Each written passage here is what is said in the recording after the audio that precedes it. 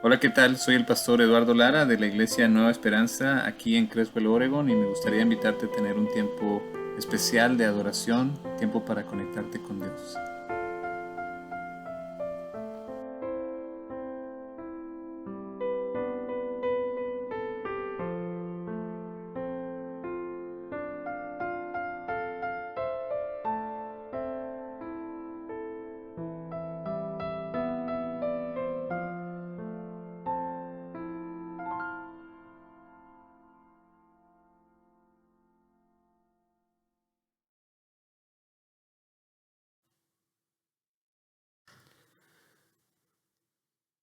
Respondiendo al conflicto, hoy empezamos una nueva serie de sermones sobre el libro de Jonás, que lo he intitulado El amor implacable de Dios contra la rebeldía.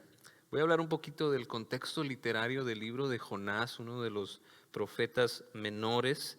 La historia de Jonás es una historia maravillosa, que habla de este profeta que ya había trabajado ahí en Israel, y él le dijo al rey Jeroboam II, que era hijo de Joás, un crecimiento de Israel.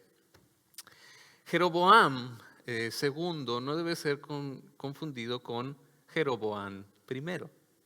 Jeroboam I fue el primer rey de Israel. ¿Qué significa esto? Es algo confuso que quiero explicarles un poquito para que entiendan un poquito el contexto del Antiguo Testamento después de David y de Salomón. ¿Se acuerdan del gran rey David? Y luego viene su hijo Salomón. Pero que hubo un problema, ¿verdad? Hay problemas cuando le faltamos a Dios, hay consecuencias. Y lo que le pasó al hijo de David, a Salomón, al gran rey David, que era tan sabio, más sabio que todos, pues tenía un corazón que no pudo dominar y tenía muchas novias, muchísimas. Y estas novias pues tenían otros dioses y eso se le pegó. Se le pegó la idolatría, se le pegó coquetear con otros dioses y eso tuvo consecuencias. Por eso, muchachos y muchachas, cuidado con quién andan, ¿verdad? Puede tener consecuencias malas. Y Dios castigó a Salomón y dijo que le iba a quitar casi todo el reino, excepto por una tribu de Israel, que era Judá. Esa se la dejó por amor a David, ¿verdad?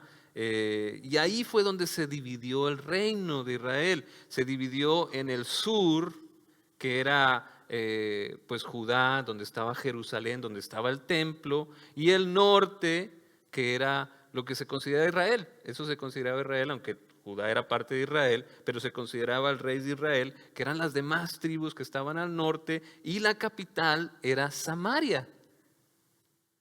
¿Quiénes vienen de Samaria? Los samaritanos. Por eso es importante conocer un poquito. Pero bueno, y esto se lo dijo un profeta, se lo dijo a este Jeroboam, se le apareció el profeta.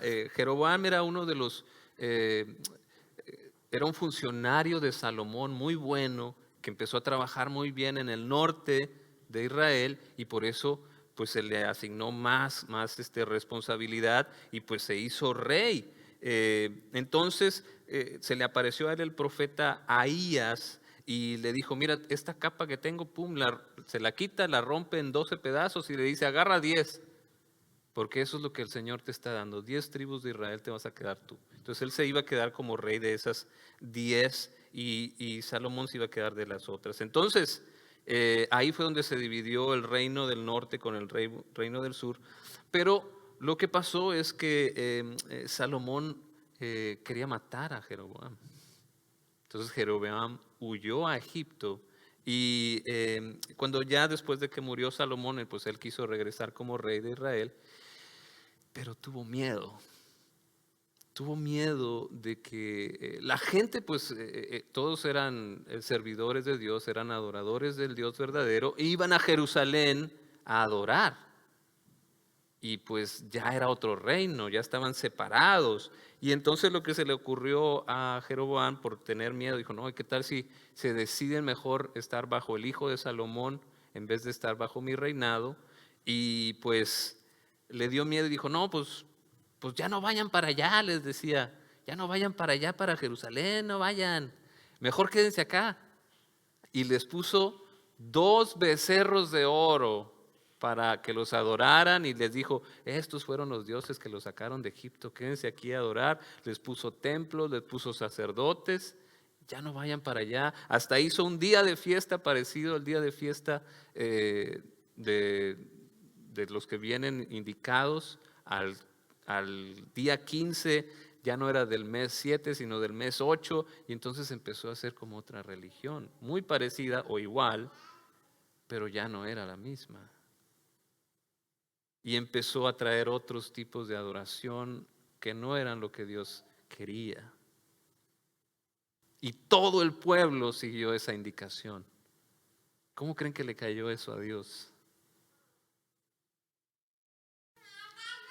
Después de ahí, todos los reyes de Israel, o sea, del reino del norte, siguieron la misma.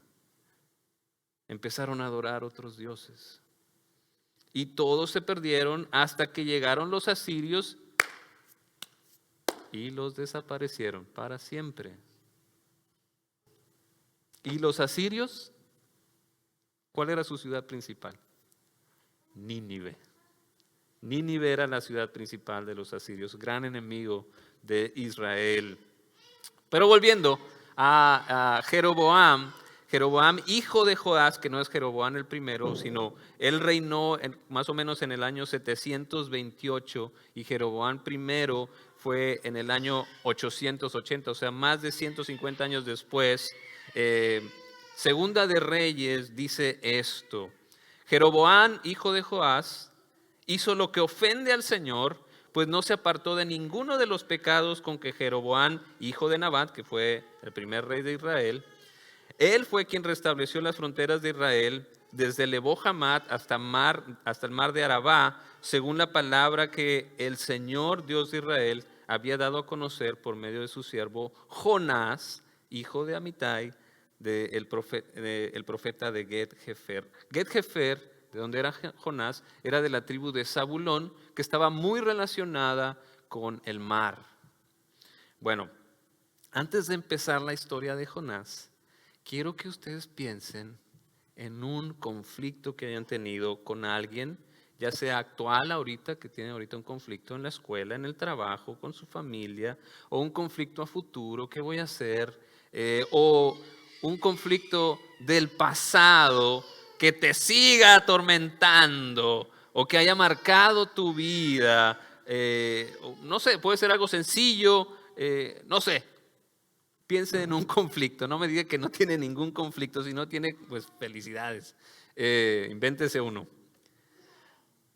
La pregunta es, ¿cómo manejas el conflicto? Fíjese que había un maestro de esta universidad prestigiosa de Harvard, aquí, y él enseñaba sobre el conflicto de dos personas que querían una naranja. Y entonces, para no meterse en conflicto, lo que hicieron fue, la partieron a la mitad. Mitad de la naranja para ti, mitad de la naranja para ti. Y así no iba a haber problema. La cosa es que si hubieran hablado, se hubieran dado cuenta que uno quería hacer un pie y necesitaba la cáscara de la naranja para rasparse la cáscara. Y el otro pues quería comerse los gajos, quería comerse la pulpa.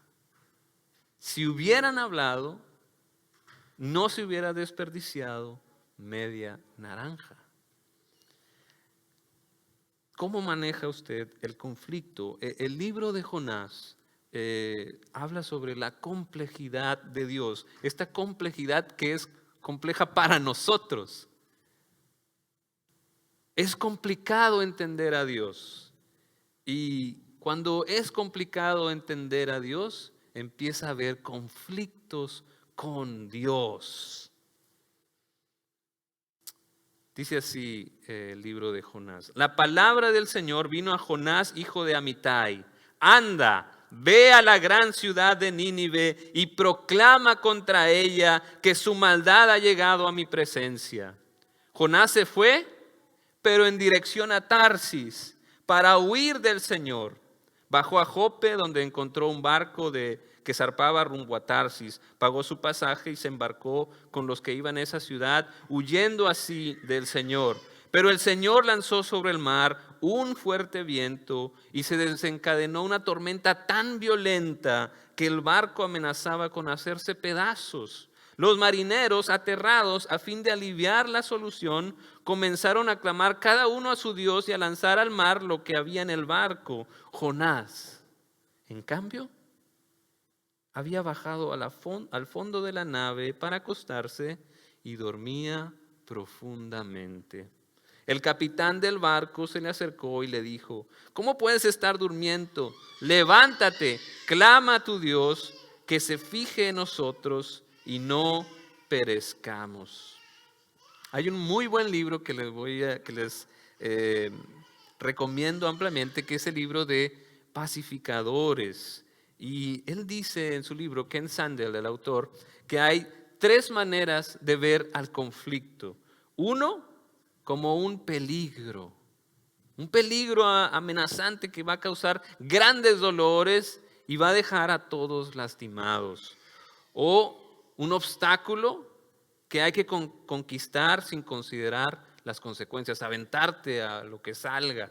O, dice, o es una oportunidad de resolver problemas que tenemos en común de una manera que de una manera que honre a Dios y ofrezca beneficios para todos los involucrados. ¿Cómo ves tú el conflicto? Porque de esa respuesta que me des de cómo veas el conflicto, pues vas a reaccionar al conflicto. ¿Cómo reaccionas tú al conflicto? Y él dice, hay 3 maneras de reaccionar al conflicto.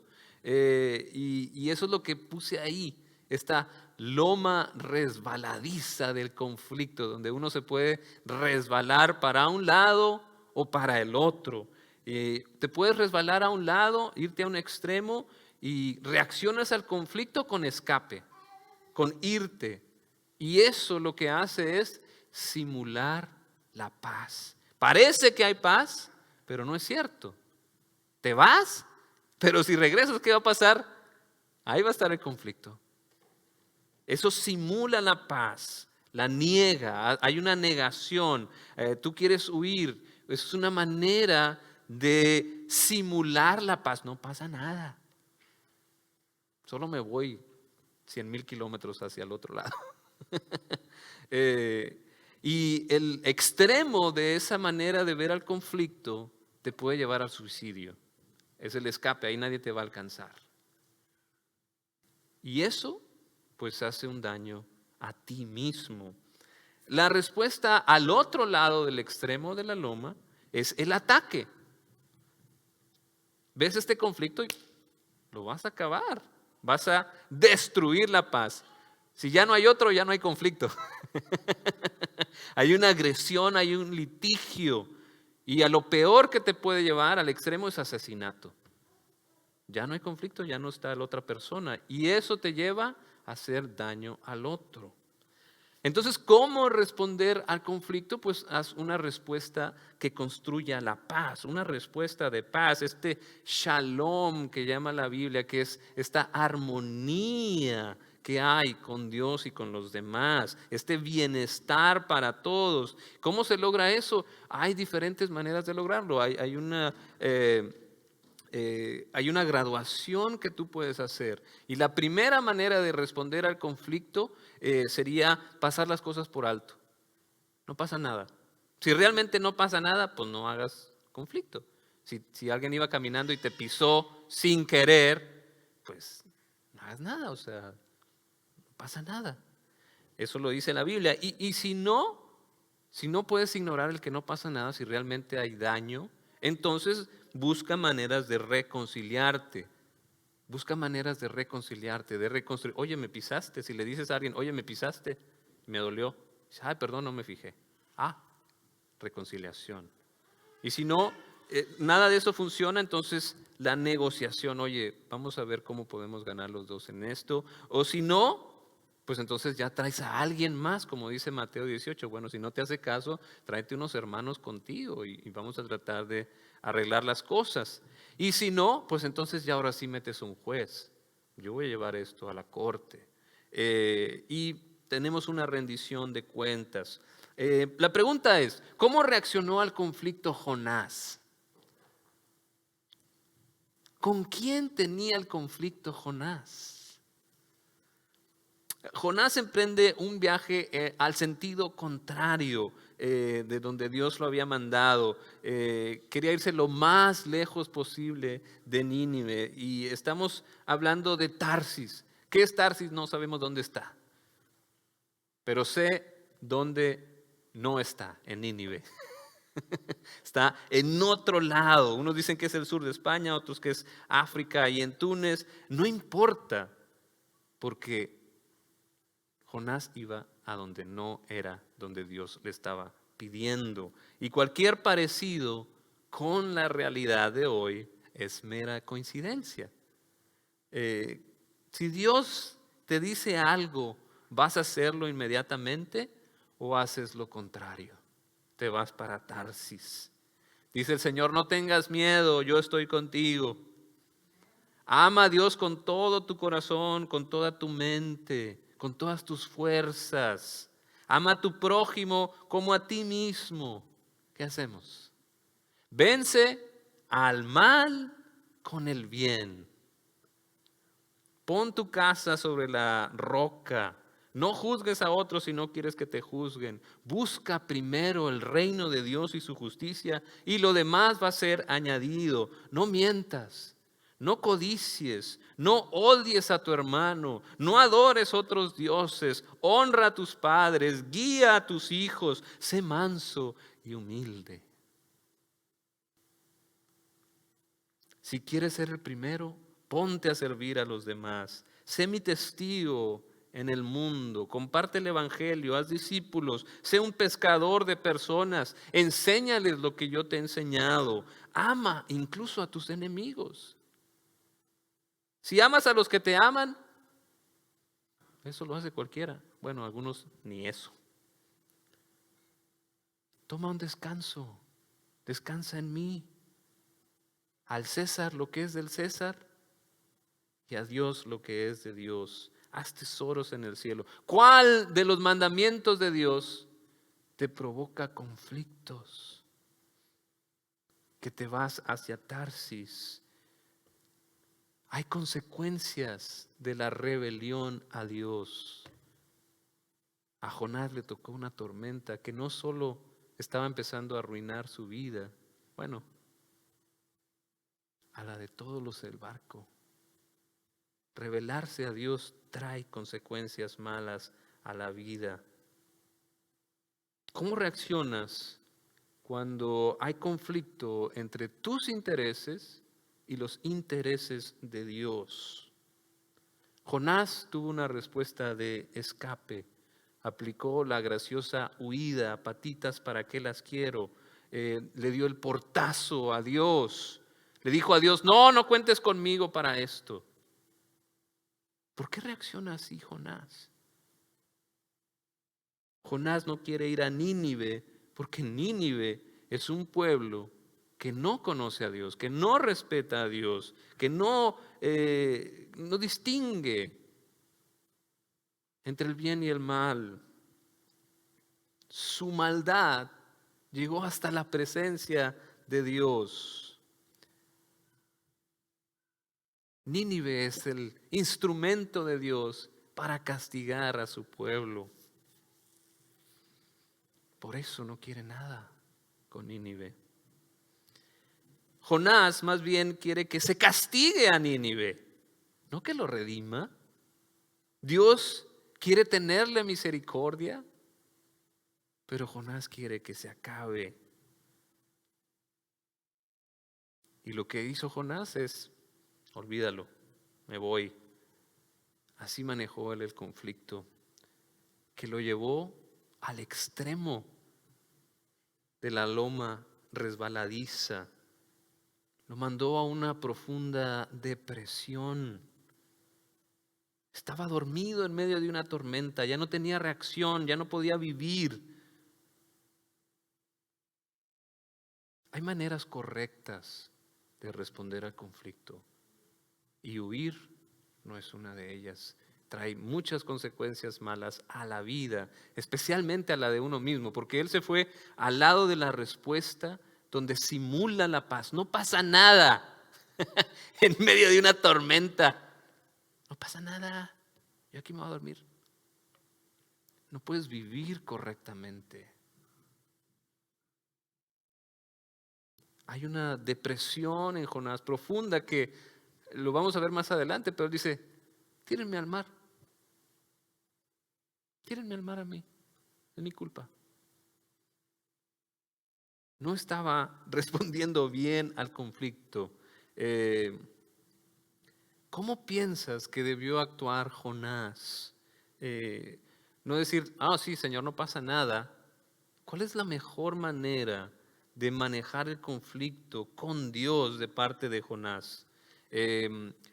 Regresando a esto de cómo manejamos nuestros conflictos, cómo debemos de reaccionar. Y una cosa que tenemos que estar conscientes es que no podemos negar nuestras emociones.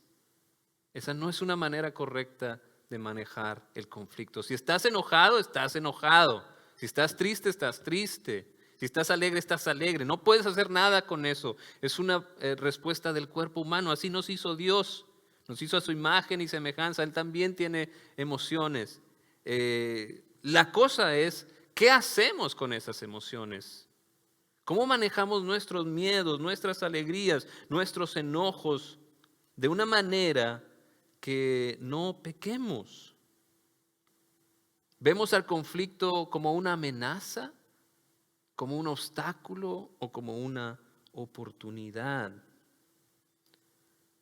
¿Cuáles serían las respuestas correctas a nuestros sentimientos, a nuestros pensamientos? Hoy veíamos en la escuela dominical, tú todavía tienes un voz y voto en lo que pasa en tu mente. Es tu mente. Tú decides qué entra ahí y qué no entra ahí. En vez de escapar, de fingir la paz o irse al otro extremo, tenemos que buscar respuestas que construyan la paz.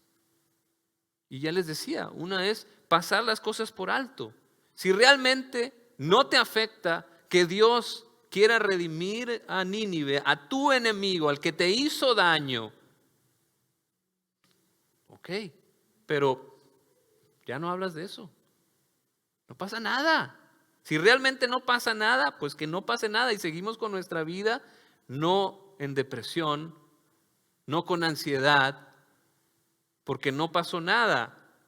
Y puedes ignorar eso. Esa falta la puedes pasar de largo.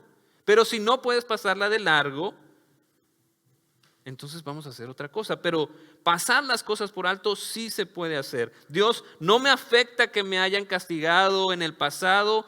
Todos podemos tener una oportunidad de arrepentimiento. Perfecto. Perdonamos como Dios nos ha perdonado. A mí tú me has perdonado todo, Señor. Yo le voy a perdonar a esta persona lo que me hizo. Listo. No pasa nada. Tenemos la parábola del siervo que le debe una millonada y viene y le dice, oye, perdóname, ten paciencia conmigo, te voy a pagar todo. No te preocupes. Pero esa misma persona que le debía una millonada y otra persona le debía a él $200. Fue y lo agarró del cuello, págame mis $200. Si pasa algo entonces.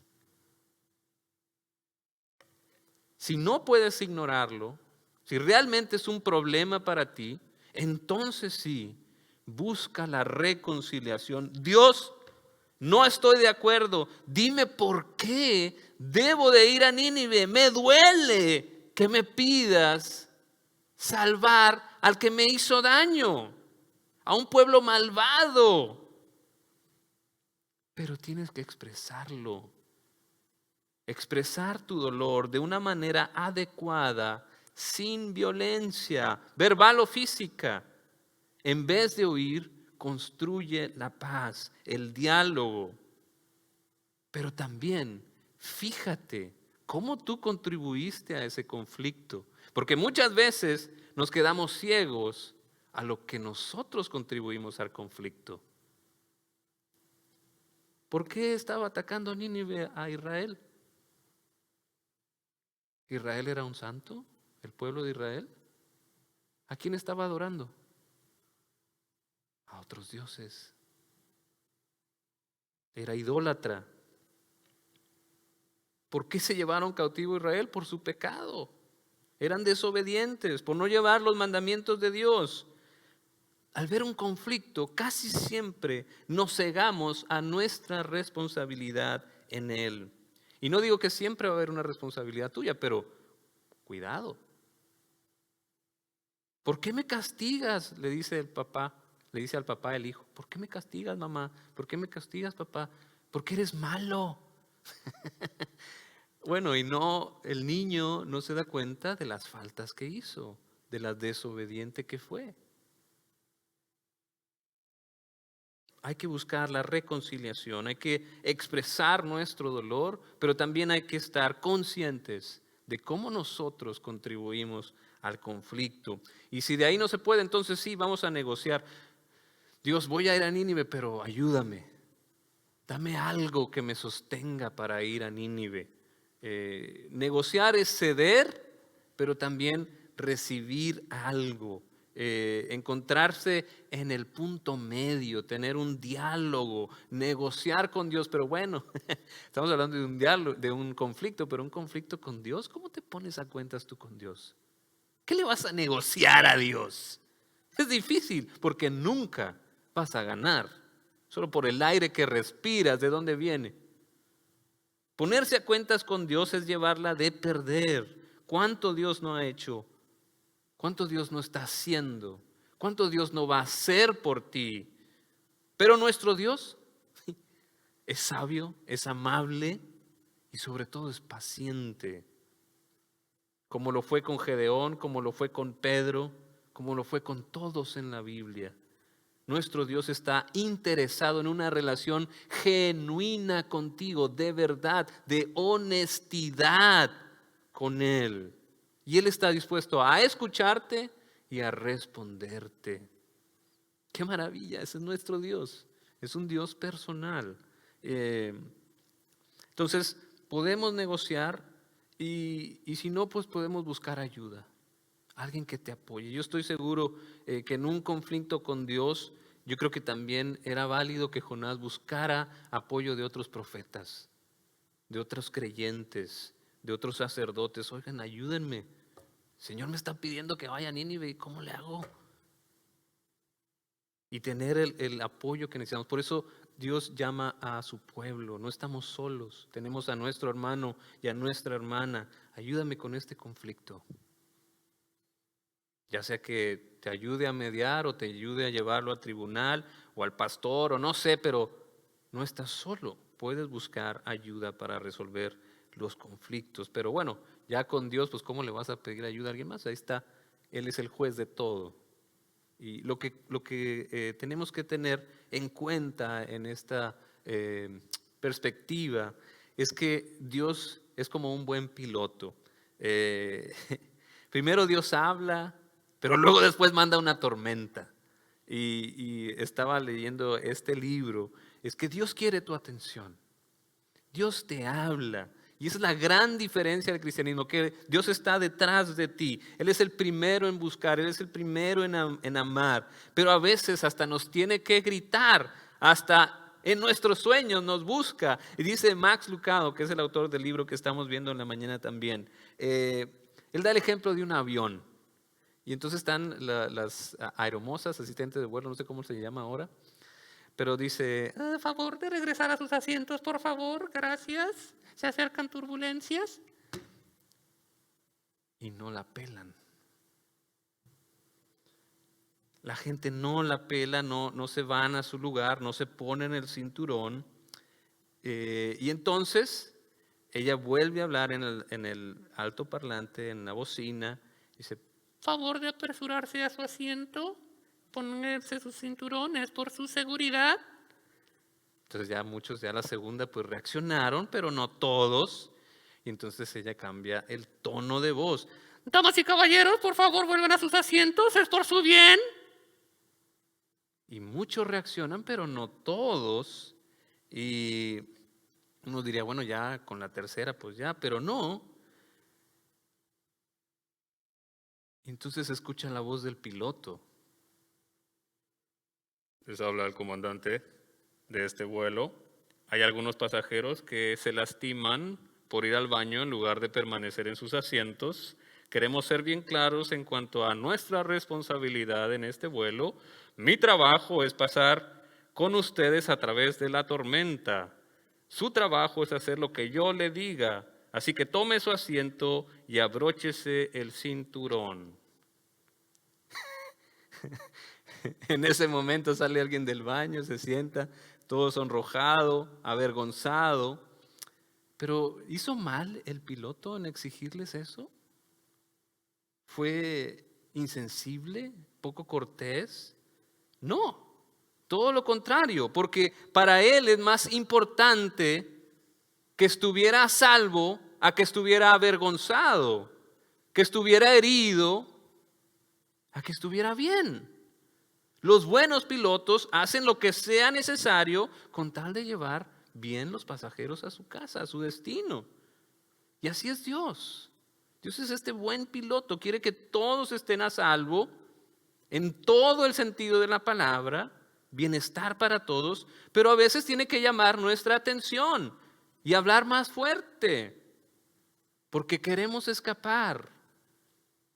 Nuestra respuesta de conflicto no impide la respuesta de reconciliación de Dios. Por eso es el amor implacable de Dios, que no lo puedo apaciguar su amor. Ni aún con mi propia rebeldía puedo acabar con el amor de Dios. Dios busca nuestra reconciliación. Nos invita a la reconciliación, a la misión de Cristo, de reconciliar al mundo con Él. Dios no abandona a Jonás, Dios no te abandona a ti, Dios no abandona a nadie. Nosotros somos los que queremos huir. ¿Por qué? Hay muchas razones, muchas excusas, pero Dios nos sigue buscando. Y yo te recomiendo que no huyas de Dios. Las consecuencias pueden ser peores que esta historia. Cuando tú te alejas de la voluntad de Dios, hay caos. Por eso tenemos que buscar respuestas que construyen la paz con Dios y con los demás. Pasemos por alto si podemos, si no, pues busquemos reconciliación. Pasemos por alto, confiemos en Dios. Ese es el piloto. Yo no puedo agarrar ni siquiera sé qué tiene, timón, un avión. Dios sí sabe, yo no. Él sabe qué es lo mejor para mi vida. Yo puedo creer que sé, pero Él sabe mejor. Él es el piloto, Él sabe volar el avión. No creamos nosotros ser los pilotos. Busquemos la reconciliación, expresemos nuestro dolor. Es válido. Busquemos la negociación, pero no lo hagamos en pecados o buscando hacer el mal. Podemos negociar, podemos platicar, podemos buscar ayuda, pero podemos responder al conflicto de maneras que busquen hacer la paz. No simularla y no destruirla, sino construirla. Veamos el conflicto como una oportunidad para crecer en nuestra relación con Dios y con los demás. Amén. Amén. Vamos a tener este canto de respuesta para que usted le responda al Señor como el Señor le esté pidiendo. Y le recomiendo que no se vaya para Tarsis.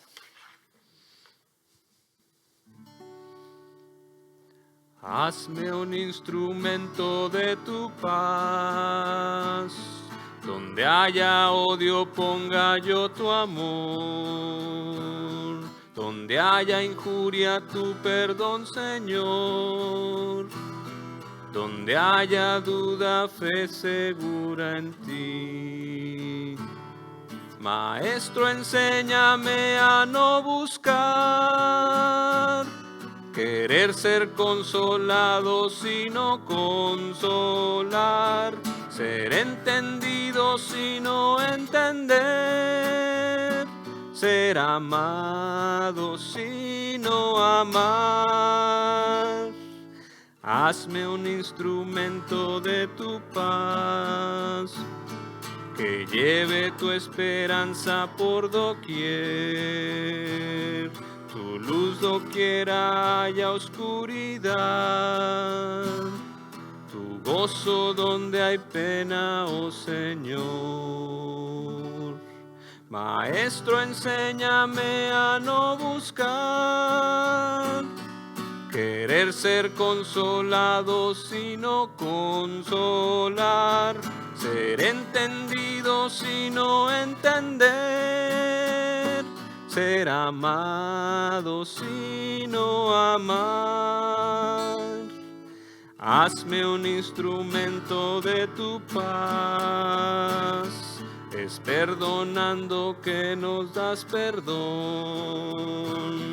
Es cuando damos que nos das, Señor. Y muriendo es que volvemos a nacer. Maestro, enséñame a no buscar querer ser consolado, sino consolar. Ser entendido, sino entender. Ser amado, sino amar. Hazme un instrumento de tu paz. Donde haya odio, ponga yo tu amor. Donde haya injuria, tu perdón, Señor. Donde haya duda, fe segura en ti. Amén.